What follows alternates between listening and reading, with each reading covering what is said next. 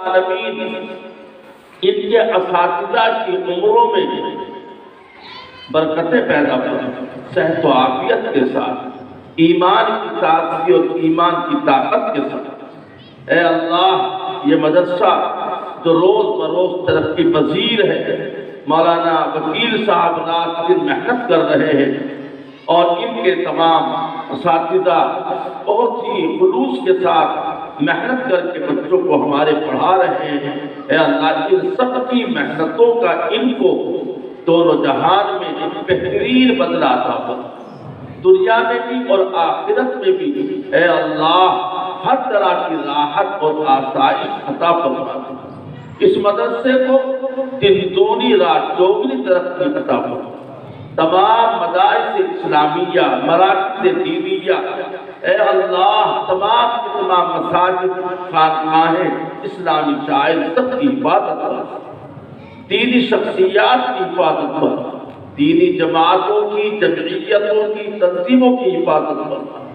اے الہ العالمین، ام المدارس دارالعلوم دیوبند کی حفاظت فرما، ان مدرسوں کے فیوز و برکات کو عام فرما، ہمیں مدرسوں سے، مدرسے میں رہنے والوں سے، پڑھنے والوں سے، پڑھانے والوں سے اور ان کا تعاون کرنے والوں سے محبت عطا فرما، ان کی قدر کرنے کی توفیق عطا فرما۔ اے الہ العالمین، ان بچوں کے والدین، اے اللہ، انہوں نے اپنے بچوں کو تیرا مقدس کلام پڑھایا، اے اللہ ان کو بھی نیک بنا دے۔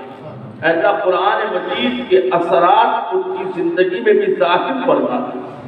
اے اللہ، ہمارے اس گاؤں میں خاص اپنی رحمت نازل فرما، آپس میں محبتیں پیدا فرما، بھائی چارہ قائم فرما، اسلام اور مسلمانوں کا بول بالا فرما۔